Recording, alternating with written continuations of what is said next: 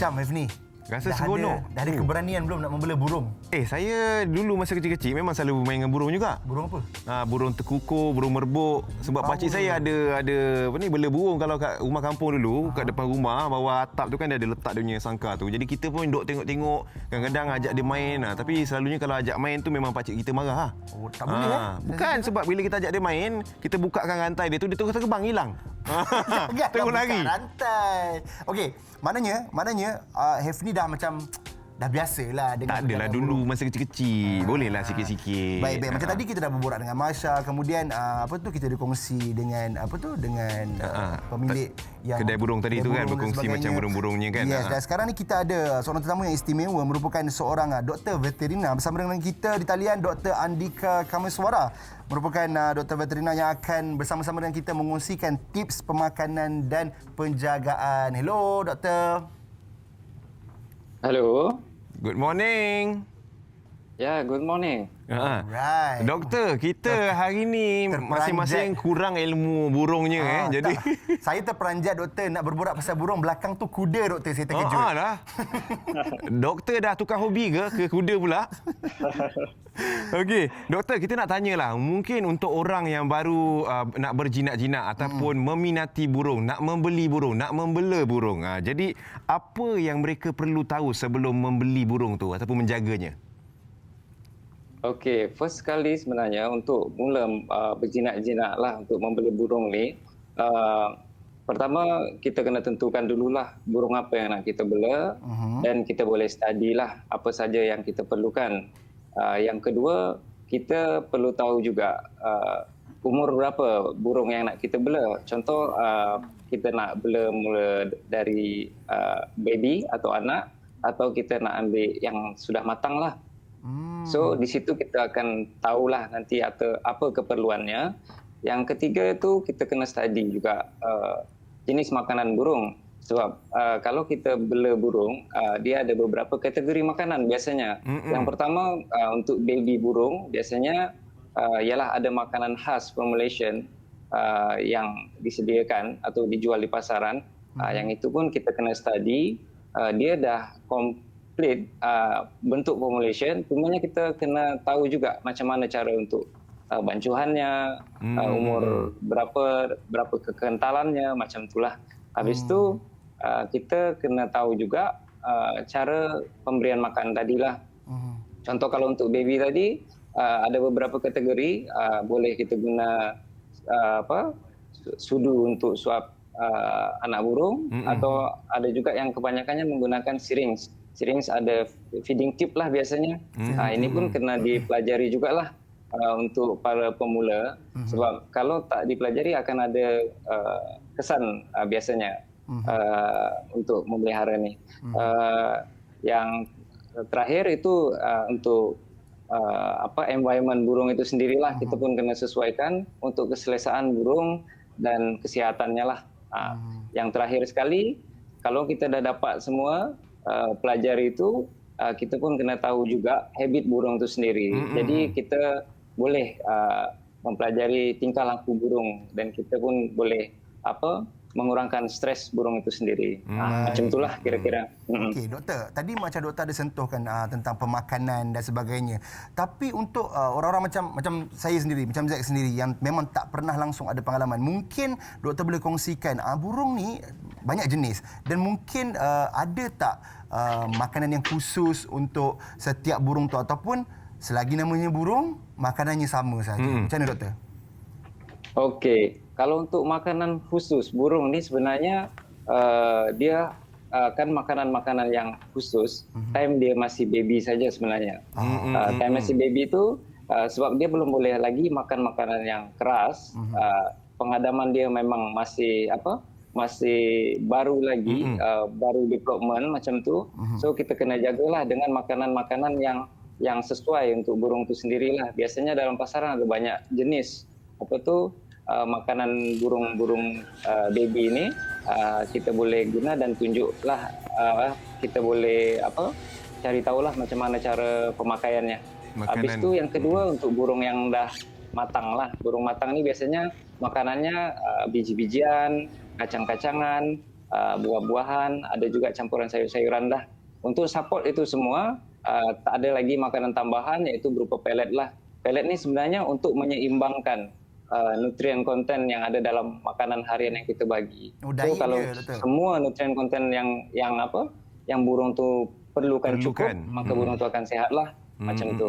Okey, diet kiranya khusus kena dia juga. kena tahu juga pemakanan dia baby dah besar macam mana kan. Macam orang juga. Baby kan minum susu dah besar baru boleh makan keras sikit. Okey. Betul. Tapi kalau Ya, orang betul. yang baru nak berjinak-jinak memahami burung, membela burung ni, doktor mungkin boleh kongsikan juga apa selalunya penyakit-penyakit yang sering jadi dekat burung ni. Okey, untuk penyakit-penyakit burung ni sebenarnya burung kita pecahkan jadi dua bahagian lah biasanya. Untuk burung-burung yang baby, ini ada kategori sendirilah yang sering terjadi penyakit-penyakitnya. Tapi kebanyakan penyakit yang menjangkiti burung-burung yang masih kecil ini biasanya sebab lebih banyaknya lah selalunya kecuaian daripada pemilik itu sendiri. Contohlah crop static, ada crop static ni dia tempat tampungan makanan tu terlalu penuh biasanya. Kalau terlalu penuh dia akan menyebabkan gangguan lah pada crop tu sendiri dan dia boleh mengurangkan pergerakan pencernaan pada crop tu sendiri. Yang kedua itu biasanya lubang pada crop. Lubang pada crop ni salah satu juga sebab kecuaian juga. Ini biasanya diakibatkan bancuh makanan baby tadi yang bentuk bubur tadi terlalu panas. So kalau terlalu panas masuk biasanya dia akan menyebabkan kerusakan pada jaringan crop itu sendiri dan akan berlubang. Okey. Ada juga kes tu biasanya feeding tube tu masuk dalam crop. Yang itu banyaklah kes yang terjadi. Biasanya kalau yang itu kita akan keluarkanlah untuk tolong burung tu biasanya. Yang terakhir biasanya untuk burung baby ni dia aspirasi pneumonia istilah dia. Aspirasi pneumonia ni di mana keadaan makanan atau air yang disuapkan oleh pemilik termasuk ke dalam saluran nafas. Itu sebab aksiden lah macam tu kan. Tapi boleh juga oleh sebab burung tu sendiri. Burung tu contoh dia dalam keadaan yang penuh cropnya, makanan dalam tampungan makanan dalam crop tadi, dah kenyang, dia termuntah. Dia termuntah dan masuk secara sendirinya tak sengaja ke dalam saluran pernafasan lah. Itu untuk bagian yang burung tadi, burung kecil. Untuk burung yang dah matang juga biasanya ialah ada sakit mata, flu, ada aksiden juga patah kaki, misal cabut bulu, macam itulah. Ada juga penyakit-penyakit lain sebenarnya yang menyerang burung baby maupun dewasa burung tadi oleh parasit boleh, oleh virus, oleh cacing. Yang ini kena refer lah ke vet terdekat lah. Itulah. Baik, doktor. Ada penyakit dia. Betul. Kita dah menyentuh tentang tempat tinggalnya, makanan, diet, minuman dan sebagainya kan. Mungkin Dr. Andika sendiri yang ada pengalaman dalam penjagaan burung ni dan sebagainya kan. Ada tak tips ataupun benda yang paling wajib untuk yang pemula ni baru nak membela burung ni untuk macam mana cara yang paling berhasil untuk jangka hayat burung ni lebih panjang? Okey, untuk jangka hayat burung yang lagi panjang sebenarnya adalah di penjagaan burung itu sendirilah. Penjagaannya meliputi semua tadi yang saya sebutkan, dari segi penjagaan makanan, kesihatan, habis itu mengenal pasti ciri-ciri burung-burung yang ada masalah. Biasanya cara mengenal pasti burung-burung ini satu dengan memperhatilah monitoring keadaan burung-burung tersebut, boleh keadaan secara fisikal, boleh droppingnya berupa tinja lah. Hari-hari mungkin kalau yang intens akan cek tinja yang normal seperti apa. Biasanya kita akan bagilah tunjuk gambar kepada pemula-pemula atau kawan-kawan kita yang baru nak berjinak-jinak membela burung ni, supaya diorang pun faham macam mana cara menjaga burung dari segi kesihatan tadilah. Kita bagi gambar biasanya untuk warna tinja, konsistensinya macam mana, habis tu makanan macam mana kita akan bagi tahulah. Biasanya Itu saja yang perlu diperhatikan, monitoring sebenarnya. Faham. Tapi doktor nak tahu juga macam burung ni kalau yang kita bela tu, dia perlu ke ada macam setiap 3 bulan bawa pergi jumpa doktor, 6 bulan atau setahun, ada ke tempoh-tempoh macam itu? Sebenarnya ada, dia bukan sebenarnya untuk cek keadaan semasa saja sebenarnya. Contoh untuk burung-burung ni, kita biasanya suggest kepada kawan-kawan atau klien yang membela burung untuk membuat inspection lah, cek bawa ke doktor vet dalam masa 3 bulan sekali, just untuk monitoring saja. Misalkan untuk cek dia punya tinja, cek dia punya weight gain, cek juga biasanya keadaan dia lah, kesihatan dia abnormal, tak normal. Biasanya kita akan minta kepada owner-owner ni untuk cek sendiri biasanya. Cek sendiri ni yang boleh dibuat lah maksudnya. Biasanya kita akan minta dia orang cek secara rutin bagian dada burung. Itu ada tulang namanya yang biasanya sternum. Di tepi tulang tu dia ada muscle. Biasanya burung-burung yang bermasalah, dia akan menunjukkan gejala tulang yang begitu runcing lah dekat situ. Kalau misalkan ada gejala yang nampak seperti itu, biasanya burung tu ada problem dan kena refer baliklah, datang ke vet untuk buat apa yang kena dilakukan lah. Faham. Okey doktor, kita buat secara kesimpulan ringkas lah yang doktor dah beritahu kita semua, menonton Borak Kopitiam, kami sendiri, makanan, minuman, diet, lepas tu tempat tinggal dan sebagainya. Tapi kalau mengikut hierarkinya, yang paling penting tu apa? Adakah tempat tinggalnya ataupun pemakanannya doktor? Yang paling penting sebenarnya maintenance itu adalah makanannya sebenarnya. Kebanyakannya penyakit-penyakit yang banyak muncul itu sebab makanan. Maksudnya dia kurang seimbang makanannya sehingga menyebabkan defisiensi energi, mungkin defisiensi vitamin, mungkin dia tak mengalami kekurangan protein sehingga memudahkan dia menjadi sakit sebab imuniti tadi kalau makanan tak cukup memang akan rendah, so penyakit mudah masuk macam itulah. Jadi pemakanan tu paling penting doktor kalau nak bela burung mesti kena jaga tu Ya.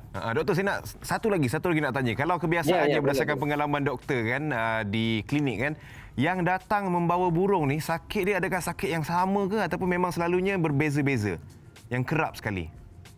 Selalunya kalau kita tengok kebiasaannya lah ya, kebiasaannya kes yang banyak muncul adalah sama sebenarnya. Kes yang banyak muncul ni kebanyakannya pada burung selsema, pilek, sakit mata, habis tu ada sebagian lagi trauma lah yang banyak juga tu. Trauma tu macam patah kaki, patah sayap, habis tu feeding tube masuk di dalam macam tu kan. Itulah kes-kes yang paling banyak lah biasanya. Dibawa ke doktor. Dan satu lagi flaking biasanya. Flaking ni sebab stres lah biasanya. Faham. Jadi kalau mungkin ada mereka yang membela burung mungkin nak pergi bawa berjumpa dengan doktor mungkin boleh kongsikan social medianya doktor? Okey, saya guna FB Andika Kamaskara. Itu FB lah. FB saja. Satu lagi kalau pun nak berhubung directly pun boleh. Saya biasa kita akan bagi nombor handphone lah untuk kawan-kawan yang yang nak bertanya, yang memerlukan bantuan kita lah. Boleh tengok dekat Facebooknya tu ya. Doktor, bila doktor sebut pasal Facebook ni, maafkan saya doktor. Ada yang bertanya, doktor ni handsome, single lagi ke? Saya sudah ada isteri dengan satu orang anak. Sudah ada isteri seorang anak. Jadi pergi jumpa untuk urusan burung. Soalan mana yang sampai ni? Yang ni. Jadi urusan burung saja ya, tuan-tuan dan puan sekalian. Baik doktor, terima kasih banyak doktor di atas perkongsian yang sangat padat, yang sangat manfaat. Terima kasih banyak doktor. Okey, baik, sama-sama. Thank you doktor. Stay safe doktor. Alright. Itu dia. perkongsian yang bermanfaat Macam kita ada tahu. kat kelas tuition tu F ni. Iyalah, Macam kita sempat tengah- salin tak semua tadi? Macam tengah dekat kursus untuk membela burung. Dah tahu dah kalau burung biasa sakit apa? Nanti tengok balik, tengok balik. Tapi itulah kalau siapa nak bertanya mungkin terlepas Hari ni tadi. dah 2 kali tau F ni. Boleh Baik. pergi ke Facebook doktor tadi kan yang doktor kongsikan tu. Yes. Terus bertanya dengan doktor kalau ada masalah spesifik tentang burung yang anda bela tu, boleh tanya dengan doktor tu. Betul. Kepada penonton juga, anda semua boleh juga kongsikan gambar-gambar anda. Mungkin anda juga salah seorang yang membela burung apa semua, kongsikan gambar bersama dengan kami. Kami sentiasa menantikan input-input yang menarik daripada anda. Apa-apa pun, kita kembali selepas ini. Kita rehat dulu di Borak Kopitiam.